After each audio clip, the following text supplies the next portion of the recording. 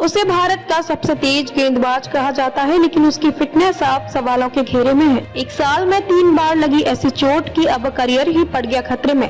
रफ्तार के सौदागरों में होती है उसकी गिनती। उस खिलाड़ी की पीठ की चोट फिर उभर गई है, जिससे भारतीय क्रिकेट बोर्ड और एनसीए पर उठने लगा है सवाल। उस खिलाड़ी ने सेंटर ऑफ एक्सीलेंस COE 6 महीने के रिहैबिलिटेशन के बाद वापसी की है, लेकिन अब एक फिर हो गया है चोटिल। फिटनेस का ये आलम रहा कि IPL 2025 के 2 मैचों में 8 ओवरों में 100 रन दिए और सिर्फ 2 विकेट चटकाए। टीम को हुआ बड़ा नुकसान। बड़ा सवाल है, इतनी जल्दी पीठ की चोट 2 मैचों के भीतर फिर कैसे उभर गई? गेंदों की रफ्तार गायब और गेंदबाजी एक्शन में भी करना पड़ा बदलाव। जी हाँ, बात कर रहे हैं भारत के सबसे तेज गेंदबाजों में शुमार मयंक यादव की। IPL में लखनऊ सुपर जायंट्स की टीम का अहम हिस्सा रहे मयंक यादव की एक बार फिर चोटिल हो गए हैं और IPL के मौजूदा सीजन से उनका विकेट गिर गया।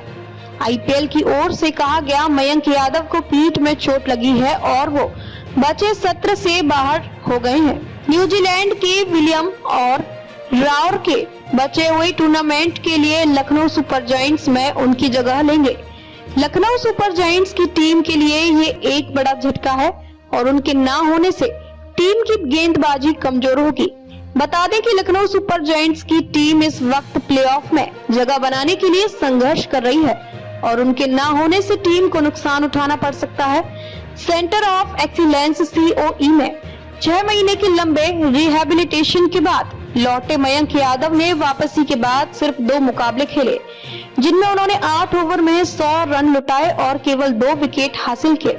उनकी गेंदबाजी में न सिर्फ गति में गिरावट दर्ज की गई, जो कम से कम 15 किलोमीटर प्रति घंटा थी, बल्कि उनका एक्शन भी पूरी तरह बदल गया। साइड ऑन एक्शन से वह चेस्ट ऑन बॉलर बन चुके हैं। रिकॉर्ड के अनुसार मयंक यादव ने 30 मार्च 2024 से 4 मई 2025 के बीच कुल 9 T20 मुकाबले खेले, यानी कुल 13 महीने और 4 दिन के भीतर। इनमें से 4 मैच उन्होंने पिछले साल लखनऊ सुपर जायंट्स के खिलाफ खेले थे, जब उन्होंने लगातार 150 किलोमीटर प्रति घंटे की रफ्तार से गेंदबाजी कर सबको चौंका दिया था।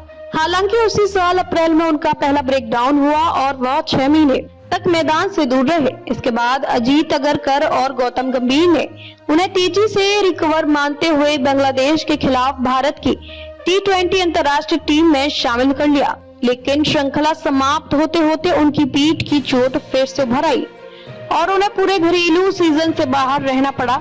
इस दौरान वह पहले NCA और फिर नवनिर्मित सेंटर ऑफ एक्सीलेंस COE में रिहैब करते हैं।